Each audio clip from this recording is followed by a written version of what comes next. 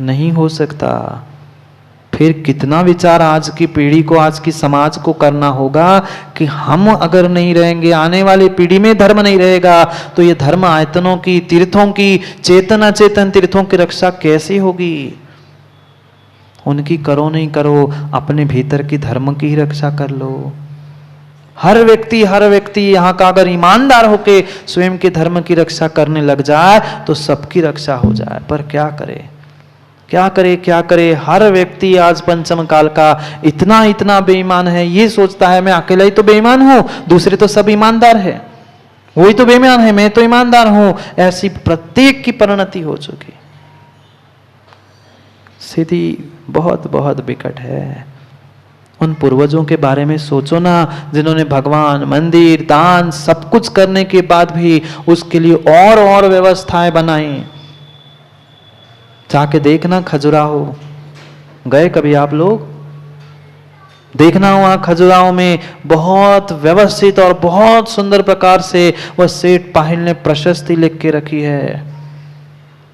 क्या जीव के भाव होंगे? इतना सब कुछ देने के बाद भी हम इतना सा नहीं देते, 10 बार प्रशंसा चाहते, हमने दिया, हमने किया, हमने किया, हमने किया। नहीं गए हो कभी तो जाके देख लेना। जाने के बाद भी अगर माँ कभी पढ़ा नहीं हो तो अब जाके अवश्य पढ़ लेना। प्रशस्ति लिखी है वहां सेठ पाहिल ने, मैंने इतने गगनचुंबी मंदिर बनाए, इतनी विशाल विशाल काय वह जिन प्रतिमाएं विराजमान कर ली, ये तो मेरा सौभाग्य था ही, पर इस मंदिर की व्यवस्था के लिए मैंने इतनी बावड़िया, इतने बगीचे, इतनी भूमि, इतना सब कुछ दान दे दिया। ये अहंकार के लिए नहीं लिखा, ये बिल्कुल अहंकार के नहीं लिखा। क्यों? क्योंकि अगली पंक्ति सुनने जैसी है और जीवन में याद रखने जैसी है। संजय भाई कभी कहो जाओ तो उसकी फोटो खींच के जी घर में टांग के रख लेना। पढ़ा है, लिखा है, मैंने इतने गगनचुंबी मंदिर, इतने विशाल प्रतिमाएं, ये बगीचे, ये कुएं, सब कुछ दे दिया। मुझे विश्वास है, सेठ पाहिल लिख रहे हैं, मुझे विश्वास है मैं नहीं रहूंगा। सेठ पाहिल कहता है मैं नहीं रहूंगा, मैंने दिया हुआ दान भी कक्का नहीं रहेगा। ये सोचकर मत बैठना कि आगे वाली पीढ़ी नहीं करेंगी, आगे वाली नई पीढ़ी करेंगी। अगर उसको ये पता था सेठ पाहिल को आगे वाली पीढ़ी रक्षा नहीं करेंगी तो क्या इतना विशाल का और जिन मंदिर बन पाता? नहीं, ये निर्णय हमें करना है, हमें रक्षा करनी है। मेरी तरफ से जिन मंदिर से वह मैंने रक्षा की, सामने वाला करे नहीं करे उसका विषय। मेरे पास है दम तो हमें दम लगा के, एड़ी से चोटी तक दम लगा के काम करना चाहिए। कम पड़ा कुछ प्रमोद भाई? आज तक कभी कुछ कम पड़ा? कभी नहीं पड़ेगा। जो भगवान की प्रतिमा, जिन मंदिर, जिन बिंब विराजमान करता है, उसे जीवन में कभी भी कम नहीं पड़ सकता। जितना है उतना लुटा दो। ये खर्च नहीं है, ये खर्च नहीं है, ये बीज है। तुम जितना अच्छा बीज बोगे उतनी अच्छी फसल तुम्हें मिलेगी। पर बीज के साथ साथ खाद भी, पानी भी, हवा भी, प्रकाश भी सब चाहिए। ये यहां समझा रहे हैं। क्या लिखा सेठ पाहिल ने? मैं नहीं बचूंगा, मैंने दिया हुआ दान भी नहीं बचेगा। मुझे विश्वास है मैं नहीं बचूंगा, मैंने दिया हुआ दान भी नहीं बचेगा। पर मैं उस व्यक्ति के, अब सुनने जैसी बात है, मैं उस व्यक्ति के दास का दास हूं। क्या कहा? मैं उस व्यक्ति के नौकर का नौकर, दास का दास बनने के लिए तैयार हूं। जो मेरे इस मंदिर और जिन प्रतिमा की रक्षा करेगा, उसके दास का दास बनने के लिए मैं तैयार हूं। क्या जीव की परिणति होगी? अरब करब खरब पता नहीं कितने पति, कौन सा पति था, उसने बनाया और ये कह दिया कि दास का भी दास हूं, जो मेरे जिन मंदिर, जिन शासन की, तीर्थ की रक्षा करेगा। वो कोई दास बनने आने वाला था नहीं। पर भावों की निर्मलता सोचो, भावों की निर्मलता सोचो कि उनने प्रेरणा दी कि मैं तुम्हारा दास क्या, तुम्हारे नौकर का भी नौकर बन जाऊंगा, पर मेरे इस जिन शासन की रक्षा करो। मां करो ना। युवाओं करो ना जिन शासन की रक्षा, करो ना। कोरोना कोरोना करते हुए चिल्ला के 2 साल आराम कर लिया, अब करो ना रक्षा। पर नहीं चेत पा रहा है। उन्होंने तो कह दिया दास का दास बन जाऊंगा, करो रक्षा। तीर्थ की रक्षा नहीं है तो सुमन शास्त्री धर्म की रक्षा नहीं है। धर्मात्मा की रक्षा नहीं है तो धर्म की रक्षा नहीं है। नहीं है। आगे का भविष्य किसने देखा? अगर ये आगे का सोचते तो कभी पूर्वज भाई प्रतिमा और भगवान विराजमान कर पाते? मेरा बेटा करेगा कि नहीं, मेरा नाती करेगा कि नहीं, मेरा ये करेगा कि नहीं करेगा, अरे वो करेगा नहीं करेगा, पर कम से कम तुम्हारे निमित्त से अगर हजारों लाखों लोगों को दर्शन करके एक को भी सम्यक की प्राप्ति हो गई तो कक्का अपने किए गए हुए प्रतिमा जिनमें जिन मंदिर काम का है। इसी उद्देश्य से पीछे तो हम इतना सारा खर्च करते हैं कि उस वैभव को देखकर भी एक को भी सम्यक की प्राप्ति हो गई तो तुम्हारा वह खर्च करना राजेश भाई सार्थक है। तुमने खर्च कर लिया देवशास्त्र गुरु पर, कितना ले गए भगवान और गुरु? कुछ चवन्नी अठन्नी साथ ले जाएंगे? उनको कुछ टीका किया? जो बाहर से आए तो उनको तो खिलाया पिलाया 2 बार 4 बार, उनको तो फिर भी तुमने माला और वो दुपट्टा पहना दिया, पर देवशास्त्र गुरु को क्या दिया? गुरु को क्या दिया तुमने? क्या दिया? आनंद भाई कुछ दिया? कुछ नहीं दे पाते। एक साल दुपट्टा क्या, एक छोटी सी गिफ्ट भी तो, ट्रॉफी भी तो नहीं दी। क्यों कक्का? सबका सम्मान किया, सब कार्यक्रम में महाराज को क्या दिया? एक टाइम का, वही कह रहे, एक टाइम का आहार वो भी महाराज का पुण्य हो, ये सो दे पाओ, नहीं तो वो भी नहीं दे पाते। फिर भी सोचना कैसी जीव की वर्तमान में परिणति है। हम कुछ भी तो नहीं दे पा रहे हैं, और कम से कम कर्तव्यों का बोध करके पालन तो करे। ये कर्तव्य है श्रावक का। क्या गजब की बात उस सेठ पायल ने लिखी कि मंदिर तो ठीक है, सब कुछ ठीक है, मैंने कुएं बावड़ी बगीचे सब कुछ दे दिए। आज उसी की बात कह रहे 35 नंबर के श्लोक में। श्लोक पढ़ना है, भूल नहीं जाना। घड़ी तो रोज ही चलती है, घड़ी थोड़ी रुकने वाली है। पढ़ो पहले श्लोक को 35 नंबर के, फिर विराम लेते समय हो ही गया है। पढ़ो 35 नंबर ग्रंथ श्लोक को। गौ भूमि स्वर्ण कच्छादि दानम वसतये हर्ताम कर्तव्यम जीर्ण चैत्यादि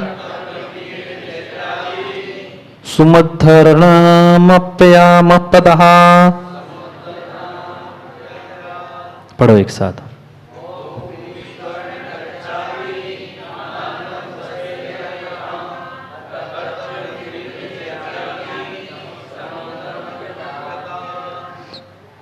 गौ भूमि स्वर्ण कच्छादि दानम, इनका भी अगर मंदिर के लिए हमने दान दिया है तो दान है। गौ के दोनों अर्थ है, गौ यानी सरस्वती जिनवाणी, और गौ यानी गाय भी। ये मंदिर की व्यवस्था के लिए माना कि कल हम नहीं रहे और उसको मंदिर को आय कहां से होगी? पंचम काल के तो धर्मात्मा देख रहे हैं, फिर कम से कम कुछ ना कुछ आय तो होगी। जाके देखना जितने जितने पुराने तीर्थ क्षेत्र है उन सबकी अपनी अपनी जमीन है। अब कोई ठेकेदार खा गए वो बात अलग है, पर जब तीर्थ बने थे तब उन्होंने बहुत विशाल विशाल भूमि के साथ तीर्थ बनाए थे। कुछ पूजा मंदिर की हो नहीं हो, उसमें फसल भी हो गई तो क्षेत्र की रक्षा हो गई। ये दृष्टि थी, दूरदृष्टि थी। आज कोई खा रहा है, उसको खा रहा है, निर्माल्य खा रहा है, मंदिर को खा रहा है, वो भिन्न विषय है। लोग कहते हैं फिर महाराज जी धर्म ही का तो खा रहा है, कौन पाप का खा रहा है? भाई धर्म ही का खाने वाला पापी होता है, पाप का खाने वाला फिर भी पुण्यात्मा हो सकता है, पर धर्म और क्षेत्र का खाने वाला वह महापापी है, निर्माल्य को खाने वाला है। निर्माल्य को खाने वाला है, और जो निर्माल्य को खाता है, कई बार कह चुका मैं, 60,000 वर्ष तक विष्ठा में कीड़ा बनेगा, लूला लंगड़ा अंधा काना बनेगा। मैं शाप नहीं दे रहा हूं, कुंद कुंद स्वामी ने रहनसार जी में लिखा है। प्रमाण बंगेला जी को जरूरी होता है, इसलिए बताता हूं। कुंद कुंद स्वामी ने लिखा है, अनेक अनेक आचार्यों ने लिखा है, धर्म को मत खाओ, धर्म का मत खाओ, धर्म से अपनी रक्षा करने का प्रयास करो। गौ, भूमि, स्वर्ण, कच्छादि यानी वस्त्रादि पहनने के लिए नहीं। ये जो नाक पहुंचने से भी खराब हुई अंगूठी होती है ना, उनको ही बदल दिया करो। अरे सही कह रहा हूं, देखने पे घिन आती है, ऐसे तुम 3 लोग के नाक को पहुंच रहे हो, उससे कैसी परिणति है। ये दान की व्यवस्था करे, हंस रहे आप लोग, ऐसी स्थिति है। नाक पहुंचने के लिए तो अच्छी रुमाल रखी है जेब में, बच्चे की नाक पहुंच के जेब में रखेंगे, और भगवान को ऐसे पोंछा लगाने वाले उस छन्ने से पहुंच रहे हैं। शर्म खाओ थोड़ी सी। स्वयं के लिए तो संजीव भाई के यहाँ टर्किश टॉवेल है, वह नहाने के बाद, मुंह पहुंचने के बाद, और भगवान के लिए इतनी सी काली सी अंगूठी। अपने बच्चे को पहुंच के देखना माँ, उस पहुंचे से 3 लोग के नाथ को पहुंच रहे हैं, बच्चे को तो लिए इतने अच्छे अच्छे कपड़े और सब कुछ, और उनके लिए सोचो, विचार करो। ये कह रहे ये व्यवस्था श्रावकों की है, ये देना पड़ेगा, करना पड़ेगा। मत लो बड़ी बड़ी बोलिया, मत लो पप्पू भाई कोई बड़ी बोलिया, पर मंदिर में, जिस मंदिर में तुम्हें ऐसे पहुंचे जैसे अंगूठी दिखे ना, उनमें कहना ना, तुम देना नहीं पैसे तो बिल्कुल किसी के हाथ में नहीं देना। स्वयं ही खरीद के लाकर वो जो टंगे है उसको उठा लेना और वहां पुजारी को दे देना कि भैया तुम धो के डाल देना सोले के। 8 नए मंदिर बनाना और 1 जीर्ण मंदिर का उद्धार करना, ये बराबर पुण्य का बंध कराने वाला है।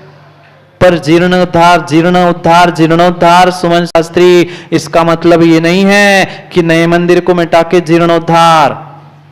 पढ़ो आगम ग्रंथों में, जो मंदिर की दीवार वह पूरी दीवार की ऊंचाई से 2/3 से अधिक है तो उसका जीर्णोद्धार नहीं होता।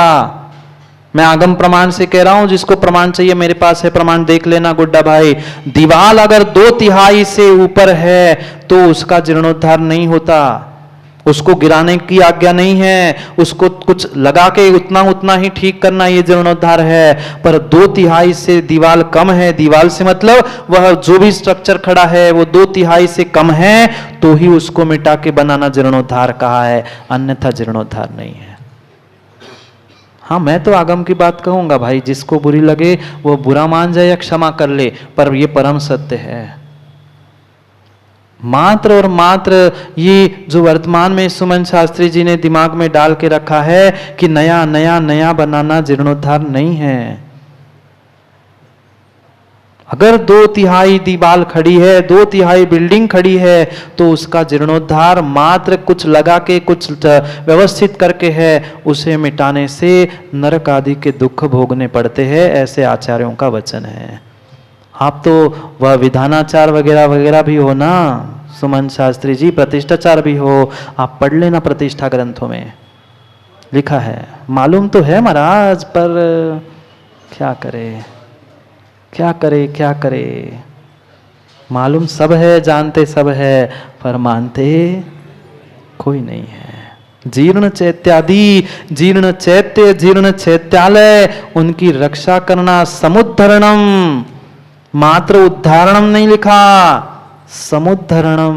आचार्य भगवान भी चुन चुन के शब्द लिखते हैं, मात्र उन्होंने उद्धारण नहीं लिखा, समुद्धारणम, सम्यक प्रकार से उद्धारण करना चाहिए। 8 गुना फल मिलेगा, 8 गुना फल। इसका मतलब ये नहीं कि नए बनाना छोड़ो, नए भी और ये भी। ये 1 करोगे तो 8 गुना फल मिलेगा और ये 1 करोगे तो 1 ही फल मिलेगा।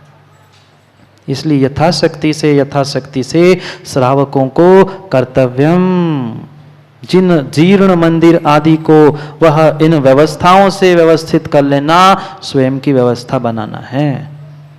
दूसरों की मत बनाओ, अपनी बना लो, अपनी स्वयं की व्यवस्था बना लो। अपनी व्यवस्था बनाओगे तो सबकी व्यवस्था अपने आप बनती जाएगी। राजेश पटना, बुरा लगा तो क्षमा करना, पर आगम में ऐसा ही लिखा है। हम तो कई रोज मांगते हैं, हमें नहीं शर्म लगती क्षमा मांगने से। हम एक इंद्रिय से मांगते हैं, पंचेंद्रिय से मांग ली संजीव भाई, कौन सी बड़ी बात। पर आगम के साथ समझौता नहीं। गोट्टा भाई आगम तो आगम है, ये कह दो कि हमारी जिनवाणी नहीं, हमारी मनमानी है तो मान लो, पर जिनवाणी कह के आगम के साथ छेड़छाड़ नहीं। आगम के गद्दी पे आगम। फिर जिसकी जो भी क्षमता है वो करे, किसी पर कुछ नहीं। पर ये बात सत्य है, ये व्यवस्था गौ भूमि स्वर्ण कपड़े वस्त्र दान किसके लिए? भगवान को अलंकार बनाने के लिए नहीं। जो सोना चांदी भी लेके रखा है वो घर के तिजोरी में रखने के लिए नहीं।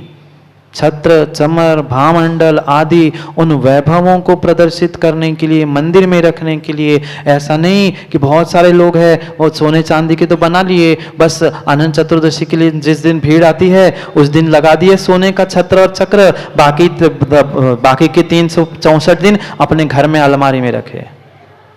नहीं, सुरक्षा नहीं है तो मत बनाओ, और बना है तो भगवान के लिए है, स्वयं के पीछे लगाने के लिए नहीं है।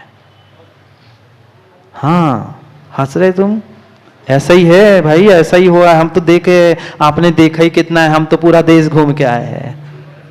ऐसी स्थिति है, बनाए खूब बड़े बड़े सोने चांदी किलो किलो भर के, पर लगाएंगे कब? साल में 4 दिन 5 दिन बस, बाकी घर में दान का भोग चल रहा है, निर्माल्य का भोग चल रहा है। ये अष्ट प्रातिहार प्रमोद भाई मात्र तीर्थंकर भगवान के लिए है और उनके लिए होने चाहिए। उनको अगर हम प्रयोग कर रहे हैं तो हम दान का भोग कर रहे हैं। जाओ भोगने, मतलब घर जाने का समय हो गया है। अब वो तो निर्णय आप ही करोगे, नरक में दुख भोगना है कि स्वर्गों में सुख भोगना है, कि सिद्धालय में शाश्वत सुख भोगना है। मैं तो दर्पण हूँ, मैं तो बताता हूँ भाई ऐसा है, 2 और 2 4 होते हैं। अब तुम 2 से 2 5 कर लो या 3 से 13 कर लो, वो आपका विषय है, हम नहीं जानते। जाओ, ऐसे क्यों घूर रहे हो? जाओ, क्षमा कर लेना बुरी लगी हो। मुझे क्या है ना राजेश भाई, मुझे कमठ बना के नहीं जाना है। पारसनाथ जैसी शक्ति मेरे पास है नहीं है, इसलिए मैं क्षमा करके और मांग के ही जाता हूँ। समय हो गया है, समय हो गया है। समय को, राजकुमार जी, समय हो गया है। सोच लो, विचार कर लो। समय को समय पे समझना है तो सीमा पे नहीं, सीमा के अंदर तक जाना पड़ेगा तो काम बनेगा। नहीं तो सीमा पे ही लड़ते रहोगे, नहीं तो वो बॉर्डर पे लड़ते ना, सीमा पे ही लड़ रहे हैं तो सीमा पे ही नष्ट हो जाएंगे।